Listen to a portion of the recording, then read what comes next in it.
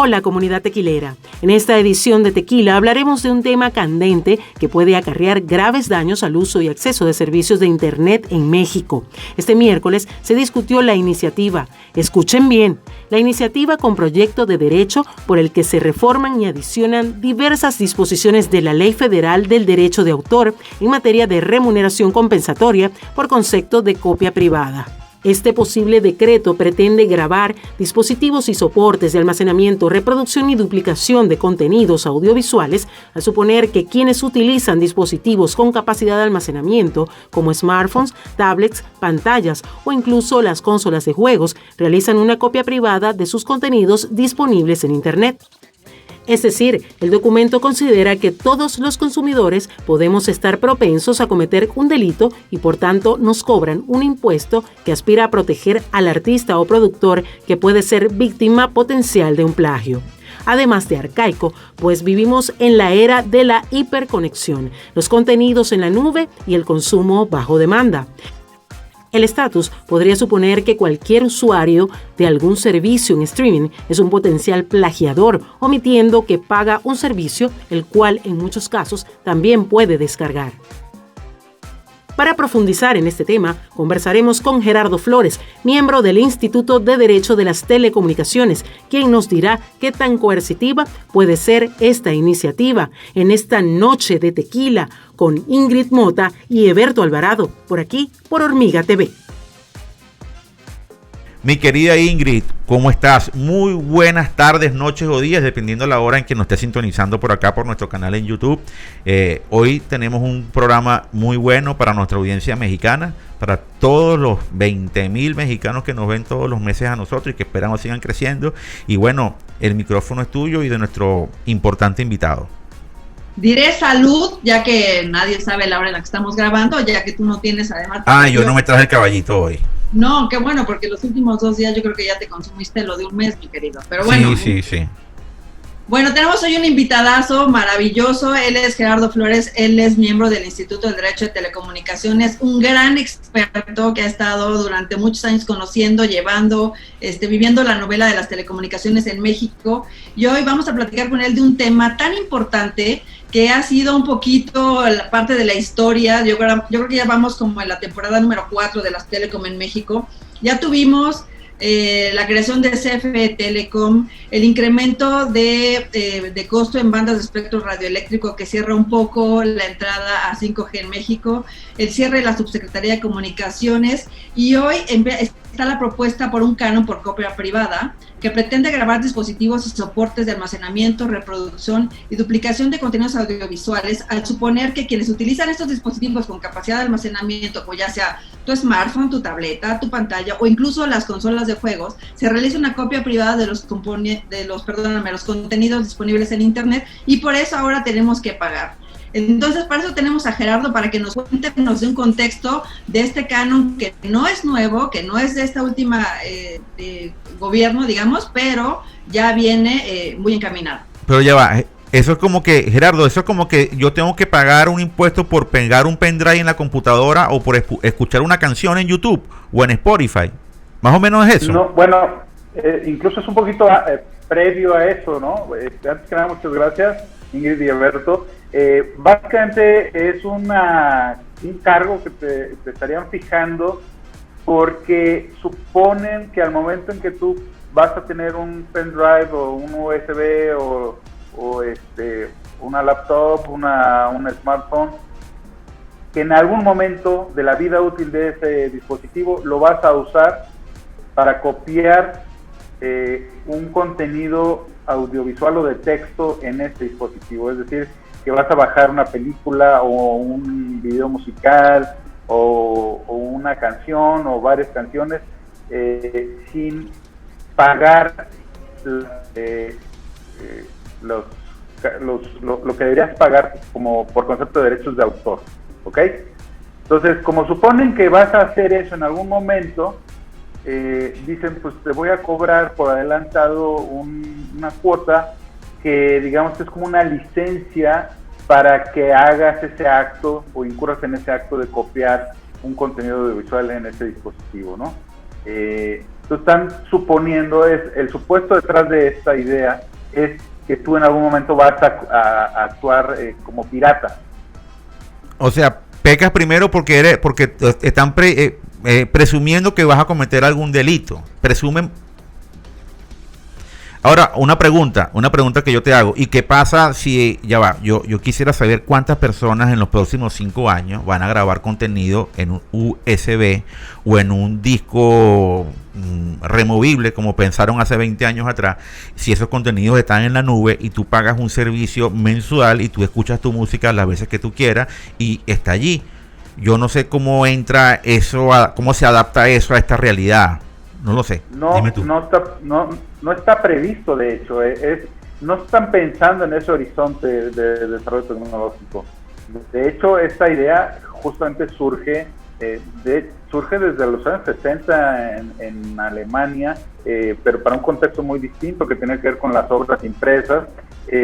Hace unos 15, 17 años empieza a surgir en otros países, ya en el contexto un poquito de un mayor avance tecnológico, pero es el contexto aquel en el que justamente pues nosotros comprábamos CDs o DVDs y en algún momento pues hubo la tentación de conseguir una película y grabarla, como se decía, quemar un CD o quemar un DVD para poder tener una película que por alguna razón no era fácil conseguirla, ¿no? Tú recordarás que fácil, hace unos 15 años, era cuando todos escuchábamos o sabíamos de esta plataforma conocida como Napster, ¿no? Donde intercambiabas música, que pues en efecto era música que se intercambiaba y los autores alegaban con justa razón pues, que se intercambiaba de forma pirata, y también había otras plataformas de donde podías bajar películas, por ejemplo, ¿no? Y existen todavía. Bueno, pero tu pregunta es muy relevante porque justamente, por ejemplo, en España hicieron un estudio este año con relación a cómo se comportó la gente el año pasado, en 2019, y pues determinaron que solo el 1% de los españoles grabó en algún momento del 2019 una película o una canción, ya sea en un dispositivo, en su laptop, en su disco duro o en algún otro dispositivo como un disco, ¿no? Solo el 1% de los españoles hizo eso el año pasado. Entonces, eso lo hicieron justamente para poder tener una dimensión de si es realmente justo esta figura del canon, porque hoy en día está vigente en la legislación española, ¿no? Entonces, ellos determinan, o en base en este estudio, se calcula que lo que se recauda en el año por concepto de canon digital es prácticamente... No traigo el dato ahorita, pero es un orden de 10 veces por encima de lo que se estima que podría ser el daño para los autores, ¿no? Entonces, oye, Gerardo, es excesivo. Es excesivo, perdón, te interrumpí, sigue. No, que es excesivo lo que esta pura y las... Porque un problema de poner cuotas en la ley es que pues son figuras que quedan ahí grabadas en piedra, que incluso con el tiempo hay la tentación de irlas actualizando hacia arriba, nunca hacia abajo, y en cambio, por ejemplo, el precio de todos los dispositivos tiende a la baja. Entonces, con el paso del tiempo, este cargo proporcionalmente va siendo más pesado, ¿no?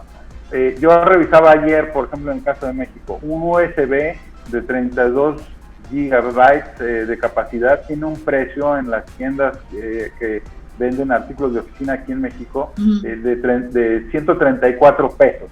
En dos marcas distintas, revisé, ambas valen 134 pesos. La cuota que está previendo esta ley es de alrededor de 11 pesos para ese tipo de dispositivo con esa capacidad. Entonces estás hablando de un cargo que representa cerca del 8% del valor actual o del precio actual de ese dispositivo. Los promoventes acá dicen que pues es marginal el efecto sobre el precio y que es tan marginal que los vendedores o los fabricantes van a estar dispuestos a absorberlo. Y cuando tú ves que eso representa como casi el 8% del precio de un producto, en este caso particular, pues es muy poco creíble que el fabricante o el vendedor estén dispuestos, sobre todo en una situación económica como la que estamos viviendo en México, México y en todo el mundo, de crisis, de familias viviendo en momentos de o de complicación para vivir como lo hacían antes, de manera más holgada, pues es muy complicado que los fabricantes absorban el precio y lo van a trasladar a los precios de los productos, y para mucha gente pues sí va a ser va a ser un movimiento sensible en los precios, ¿no? Oye, una pregunta, si tú compras una computadora que tiene un quemador para cualquier cosa, o tiene un quemador de Blu-ray o un quemador X, ¿también te perchan allí? ¿También aplican a este tipo de producto? Sí. Entonces, ahí lo que yo estoy viendo es algo, ¿no? Que puede ser un problema, porque les vas a colocar un impuesto adicional a las tecnologías de la información, a cualquier producto tecnológico, partiendo de una premisa donde todos podemos ser susceptibles a hacer algo negativo, algo malo. Y esto trae una consecuencia que para mí es mucho más peligrosa, porque por pruebas tenemos y las vivimos en Venezuela, lo que implica colocarle impuestos adicionales a las tecnologías, y las tecnologías poco a poco se van haciendo poco competitivas, se van yendo las marcas, va restándose mucha capacidad a la inversión, y al final el mercado queda desprovisto y no resuelves ningún tipo de ilegalidad, porque aquí ningún problema, aquí la piratería no la resuelves. Y también ha quedado corroborado que cuando más controles le pones a este tipo de situaciones, pues en lugar de mermarlo, pues los incrementas, porque no solamente te van a vender más caro los pendrive, sino que no lo vas a conseguir de una marca oficial. Para hablar de un caso específico de los pendrive, no vas a tener una representación legal en el país de una compañía, porque son cosas que pueden ocurrir, y no es que quiera ser fatalista, sino que la situación termina pasando siempre lo mismo cuando le colocas muchas trabas, ¿no? a la economía. Comento. Es correcto. Y es una idea arcaica en realidad conforme al desarrollo o al estado de la tecnología, porque aparte de estos factores que tú señalas que se pueden generar, que pues siempre provocan la tentación del mercado negro.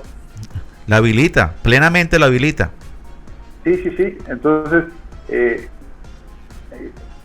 aparte de estos factores, pues no, como te decía, esto fue diseñado hace 15 años y sí está vigente en varios países, pero digamos que incluso, por ejemplo, los que ya lo tienen hoy vigente, están viendo cómo está cayendo la recaudación por este concepto, porque pues antes lo que ocurría en el mercado es que había un alto volumen de discos, de CDs, de DVDs, de USBs, de cosas de ese tipo, que se vendían al por mayor en las economías de sus países.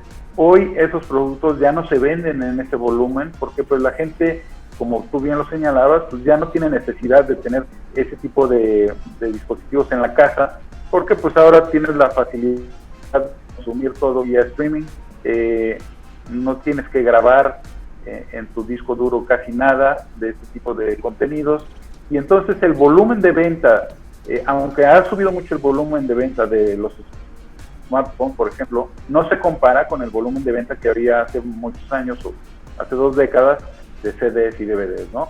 Entonces, lo que ha ocurrido o que ha provocado es que disminuya paulatinamente el ingreso por este concepto. Entonces, en Canadá, por ejemplo, en el curso de unos 12 años, esta figura ha recaudado o ha pasado de recaudar cerca de 26 millones de dólares a cerca de 1.4 millones de dólares el año pasado. En España, donde también está vigente esta medida, está cayendo la recaudación, ha caído casi 50% en el curso de 10 años, porque pues la gente ya no compra esos dispositivos y ahora todo es prácticamente vía streaming.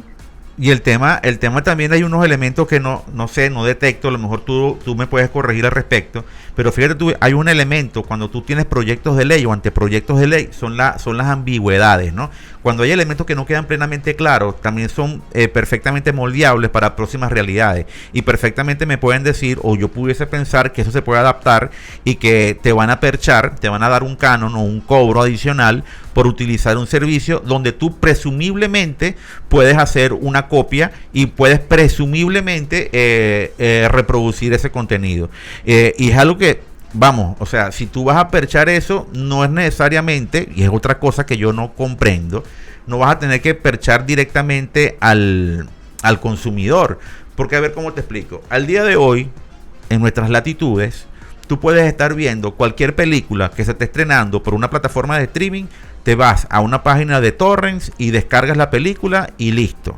Eso no es legal, obviamente que no es legal, obviamente que eso no es legal, pero el que está cometiendo o el que está haciendo o el que está prestando ese servicio no es necesariamente una empresa mexicana, en este caso específico. Y habría que entender otros mecanismos de control para que tú no afectes al consumidor, sino al que está promoviendo eso. Y con las tecnologías, Gerardo, con las tecnologías de la información, ahora que están todas integradas en la nube, estarías diciéndole a través de una ley del Estado que vas a cambiar toda una polémica planetaria, porque todo el mundo discute ese tema de la piratería, porque es una polémica planetaria. La única forma que tú controlas eso, porque es la única forma que ha dado resultado hasta ahora, es teniendo una mayor oferta, haciendo una economía más abierta y permitiendo pues que los productos se comercialicen perfectamente en el mercado, porque de esa manera tú aminoras el grado de interés que tienen estos tipos que hacen piratería. No sé qué opinas. Y la piratería siempre surge porque hay oportunidades para hacerla, y las oportunidades siempre surgen cuando tú pones barreras. Sí, total. O sea, las barreras son las que siempre generan las oportunidades para que alguien trate de extraer una renta de una actividad que quizá no estaba en el mercado, pues porque a la gente se le dificulta conseguir algo, ¿no? La piratería surge básicamente por eso. Entonces, es un tema de incentivos, y en la medida en que tú trates de establecer barreras, sobre todo en un contexto donde la tecnología es un factor central, muy probablemente te vas a topar con gente que tiene mayores habilidades que las que pensaron los legisladores, claro, ¿no? Que generalmente no son las gentes más avesas en las cuestiones tecnológicas, y entonces pues va a haber siempre alguien que busque generar un ingreso a partir de una oportunidad que dio por un hueco en la legislación, ¿no? Eso es una ley natural que ha estado presente pues no solo en México, en general en todo el mundo. Oye, como tú decías. Otro tema también súper relevante de esto es la brecha digital. Se amplía la brecha digital porque al final, como comentabas hace rato, el consumidor es el que va a ver va a tener todas las consecuencias de esta nueva iniciativa en un momento pandémico que, como dices, estamos viviendo 100% hiperconectados, y entonces empiezas a sacar aún más a muchísima gente de esta economía digital, y los vas rezagando cada vez más, ¿no? Sí. ¿Hicieron algún estudio en el Instituto de Derecho de Telecomunicaciones al respecto? Sí, de hecho me faltaba responder esa parte de la pregunta de Berto, en el sentido de que tiene un efecto negativo sobre la perspectiva de las personas de poder adquirir o renovar sus equipos de comunicaciones, ya sea el celular o una tableta, claro, una laptop, porque les terminas incrementando el precio. Como decía yo, aunque los proponentes dicen que no va a tener impacto en los precios, sí lo va a tener, y sí termina teniendo un impacto sobre las decisiones de compra de las personas, en México lo estamos viendo hoy. El Instituto Federal de Telecomunicaciones señaló el viernes de la semana pasada que durante la pandemia en México, entre enero y junio de este año, se han desconectado cerca de 3 millones de líneas móviles. Entonces, eso es en el contexto de la pandemia. Y encima de eso, en el mismo contexto de la pandemia, le dices a la gente que los equipos van a costar un poquito más, pues desde luego que va a tener un efecto negativo. Como decía Ingrid, el Instituto del Derecho de las Telecomunicaciones acá en México hizo una estimación de cuál podría ser el impacto monetario de esta medida, y lo que estima es que conforme a la venta de equipos en lo que va del año en México, el impacto anual sería de ser entre 4.200 y 6.200 millones de pesos, que es una cifra bastante pues, considerable, que no es menor, y sobre todo, como bien señalan, en una época en la que pues todas las familias pues tienen complicaciones pues para tener el ritmo de vida que tenían antes, ¿no? En todos los deciles de ingreso. Mira, yo parto de un punto que es lo que tú dices al principio, Gerardo. Partimos de la premisa de que tú eres candidato a cometer un delito. Tú de entrada puedes ser susceptible a ser corruptible, ¿no? Entonces, partiendo de esa premisa, a mí no me cabe duda que hasta por usar internet te van a colocar un impuesto adicional, porque tú, como posiblemente puedes ser pirata informático, tú presumiblemente puedes utilizar internet no para ver YouTube, sino para piratear contenido o duplicar contenido y reproducirlo. Fíjate los elementos que implica cuando estamos hablando de un tipo de argumentación que parte de una premisa que desde mi punto de vista no es justa, no tiene una justicia real, porque estamos generando más problemas de lo que queremos evitar.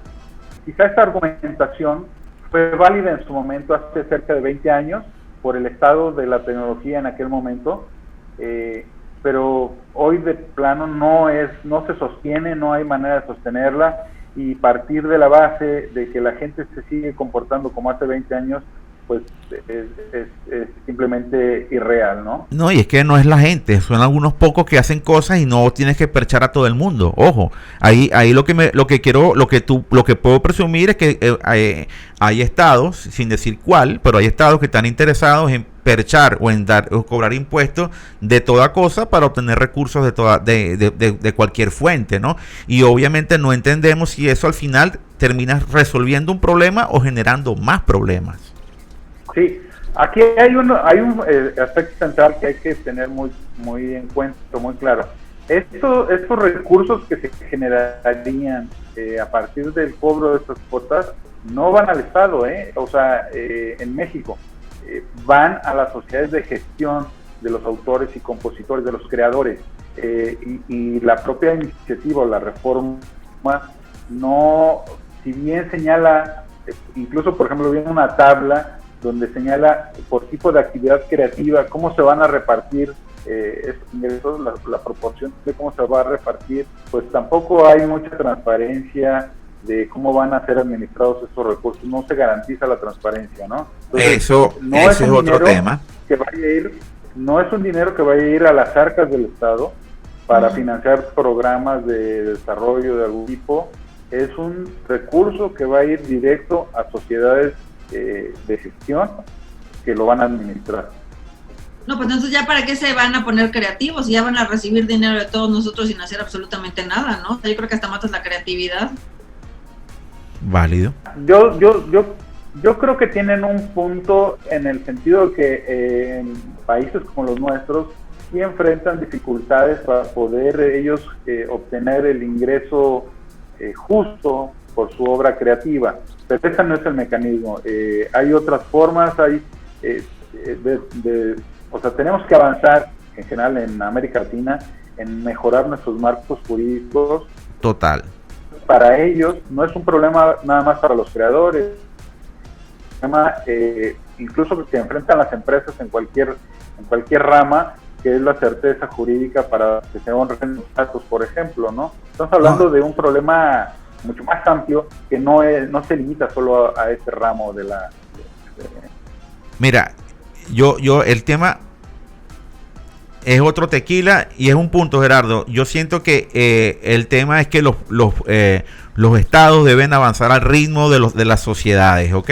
No generar un efecto retrógrado de las sociedades. En esta realidad, en este mundo actual, con las potencialidades que tiene México para desarrollar mucho contenido audiovisual, etcétera, y que puede ser utilizado, escuchado por diversas plataformas, yo creo que es más bien tenemos que tratar de apostar a que haya mayores oportunidades de que estos productos se integren en las plataformas actuales, en las realidades actuales, para que a partir de esos elementos, pues la sociedad, el ciudadano, el talentoso, el que tiene capacidades creativas de producir, pues obviamente obtengan las oportunidades y los frutos de su trabajo. Siento que eso es el gran punto, o debería ser la gran discusión que nuestras naciones pues deberían tomar en cuenta para avanzar y no quedarnos atrás en un momento tan importante del desarrollo de las tecnologías de la información.